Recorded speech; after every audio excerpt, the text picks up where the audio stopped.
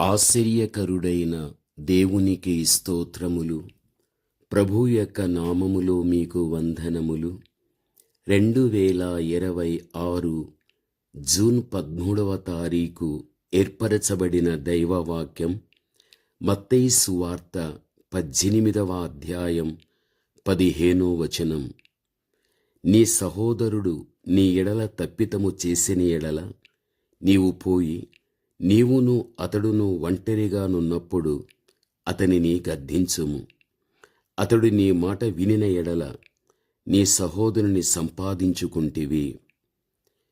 ఈ వాక్యాన్ని బట్టి మనము చూడగలిగితే అనేకులు వెలుపల ఆత్మలను సంపాదించుట యందు ఆసక్తిని చూపుతూ ఉంటారు.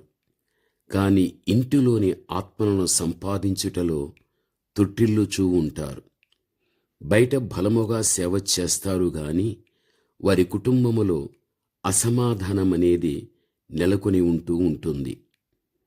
ప్రభువునందు ప్రియమైన వాళ్ళారా, నీ సహోదరుని రాబట్టుకొనవలనని ప్రభువు ఇక్కడ బోధించడం చూస్తూ ఉన్నాము.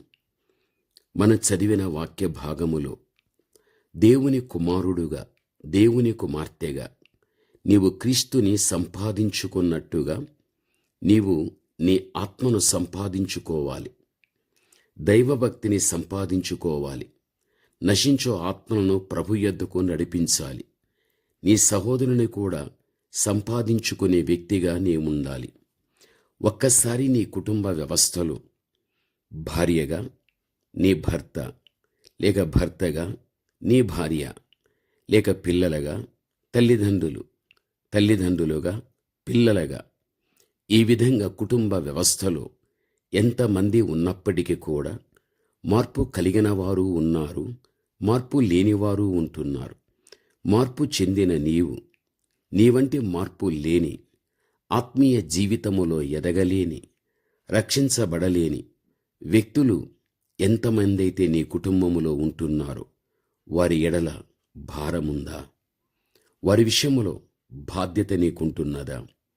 కుటుంబము యొక్క వెలుపట ఎంతోమంది మేలు కోరుచున్న మనం నీ కుటుంబ వ్యవస్థలో ఎందుకు ఆ మేలు కోరలేక మార్పు చెందని వారిని మార్పు చెందేటట్టుగా ఎందుకు కుటుంబ వ్యవస్థలో ప్రయాస తీసుకోలేకపోతూ ఉంటున్నాం? ప్రభువునందు ప్రియమైన వాళ్ళారా, వెలుపల ఆత్మలను సంపాదించట యందు ఆసక్తిని చూపుచుంటున్నాము, కానీ ఇంటిలోని ఆత్మలను సంపాదించుటలో ఎందుకు మనం వెనుకబడి ఉంటున్నాము? ఒక్కసారి నీవుగా ఆలోచించుకోవలసిన వ్యక్తివై నీ ఉంటున్నావు.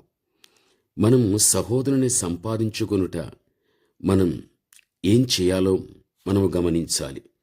అతడు ఒంటరిగా నున్నప్పుడు మనస్సు విప్పి అతనితో మాట్లాడాలి. అంతేకాదు, అతనితో కూడా దేవుని యొక్క వాక్యాన్ని ప్రేమతోనూ పంచిపెట్టే వ్యక్తివిగా నీ ఉండాలి.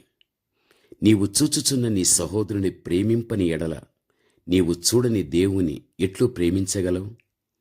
నీతో పాటు పుట్టినవాని ప్రేమించలేని నీవు దేవుని ఎలాగో ప్రేమించగలవు? ప్రేమించలేకపోయిన ఎడల నీ భక్తి వేషధారణ భక్తిగా ఉండగలుగుతుంది. నీవు చెప్పే సాక్ష్యం ఎవరు వినగలుగుతారు? ఎవరు వినలేరు. ఇది మనం గ్రహించాలి.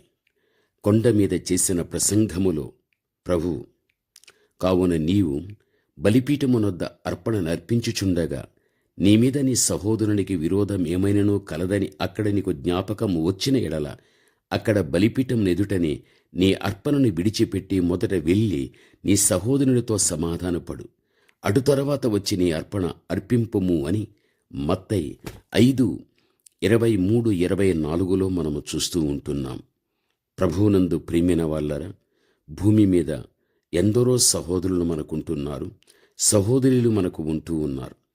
అలాంటి వారి విషయములో బాధ్యత కలిగిన వ్యక్తులుగా మనముండి వారి యొక్క రక్షణ నిమిత్తంగా మనం ఎంత సమయాన్ని ఇస్తున్నాం, ఆ సమయములో ఎంతగా దైవవాక్యాన్ని వారికి ప్రకటింపచేస్తున్నాం, ఎంతగా మనం ప్రార్థన చేస్తుంటున్నాం, వారి విషయంలో ఒక్కసారిగా మనం ఆలోచించవలసిన వ్యక్తులమే మనముంటున్నాం.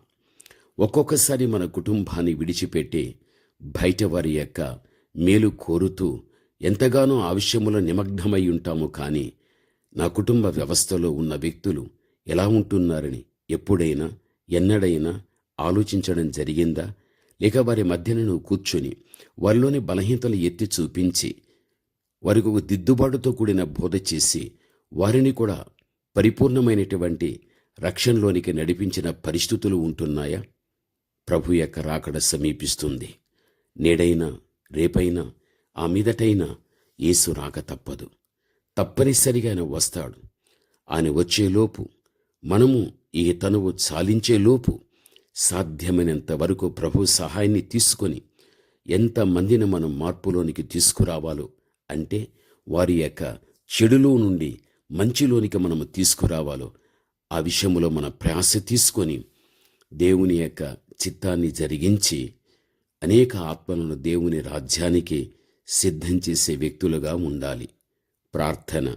పరమ తండ్రి అయిన మా దేవా, మీరు మాట్లాడిన విధానంలో దేవా, వెలుపట ఉన్న వారిని రక్షించుకుంటున్నాం, లోపల ఇంటిలో ఉన్న వారి విషయంలో పట్టించుకోలేని పరిస్థితుల్లో మేముంటున్నాం.